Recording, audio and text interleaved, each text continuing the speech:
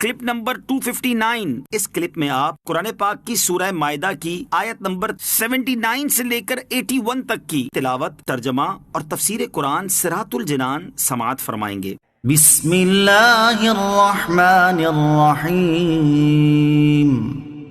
ترجمہ: اللہ کے نام سے شروع جو نہایت مہربان رحمت والا ہے۔ كانوا لا يتناهون عن منكر فعلوه لبئس ما كانوا يفعلون۔ ترجمہ: وہ ایک دوسرے کو کسی برے کام سے منع نہ کرتے تھے جو وہ کیا کرتے تھے، بے شک یہ بہت ہی برے کام کرتے تھے۔ كانوا لا يتناهون عن منكر، وہ ایک دوسرے کو کسی برے کام سے منع نہ کرتے تھے۔ یہودیوں کی ایک سرکشی یہ تھی کہ انہوں نے برائی ہوتی دیکھ کر ایک دوسرے کو اس سے منع کرنا چھوڑ دیا تھا۔ حضرت عبداللہ بن مسعود رضی اللہ تعالی عنہ سے روایت ہے، نبی کریم صلی اللہ تعالی علیہ وسلم نے ارشاد فرمایا، جب بنی اسرائیل گناہوں میں مبتلا ہوئے تو ان کے علماء نے پہلے تو انہیں منع کیا، جب وہ باز نہ آئے تو پھر وہ علماء بھی ان سے مل گئے اور کھانے پینے اٹھنے بیٹھنے میں ان کے ساتھ شامل ہو گئے۔ ان کی اسی نافرمانی اور سرکشی کا یہ نتیجہ ہوا کہ اللہ تعالیٰ نے حضرت داؤد اور حضرت عیسیٰ علیہ السلام کی زبان سے ان پر لعنت اتاری۔ گناہ سے روکنا واجب اور منع کرنے سے باز رہنا گناہ ہے۔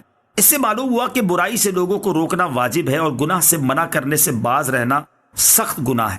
اس سے ان علماء کو اور بطور خاص ان پیروں کو اپنے طرز عمل پر غور کرنے کی حاجت ہے کہ جو اپنے ماننے والوں میں یا مریدین و معتقدین میں اعلانیہ گناہ ہوتے دیکھ کر اور یہ جانتے ہوئے بھی کہ میرے منع کرنے سے لوگ گناہ سے باز آ جائیں گے، پھر بھی یا شیخ اپنی اپنی دیکھ کر نعرہ لگاتے نظر آتے ہیں۔ حضرت ابراہیم بن عبد الرحمن عذری رضی اللہ تعالیٰ عنہ سے روایت ہے، نبی اکرم علیہ الصلوۃ والسلام نے ارشاد فرمایا، اس علم کو ہر پچھلی جماعت سے پرہیزگار لوگ اٹھاتے رہیں گے اور وہ غلو کرنے والوں کی تحریفیں، اہل باطل کے جھوٹے دعووں اور جاہلوں کی غلط تعویل و تشریح کو دین سے دور کرتے رہیں گے۔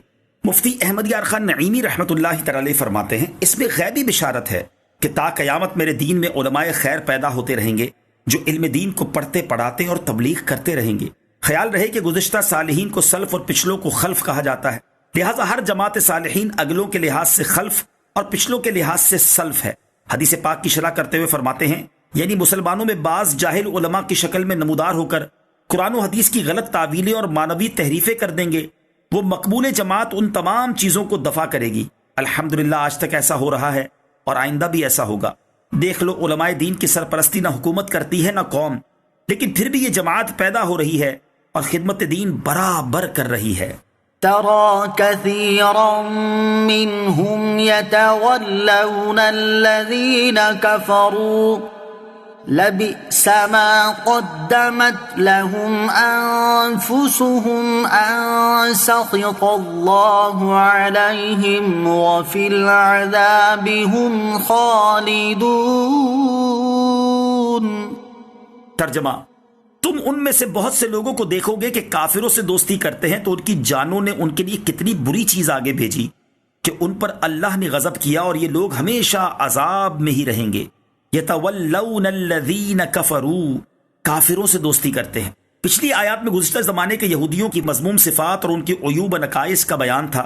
اب حضور انور علیہ الصلوۃ والسلام کے زمانہ مبارکہ کے یہودیوں کی برائیوں اور سازشوں کا ذکر فرمایا جا رہا ہے۔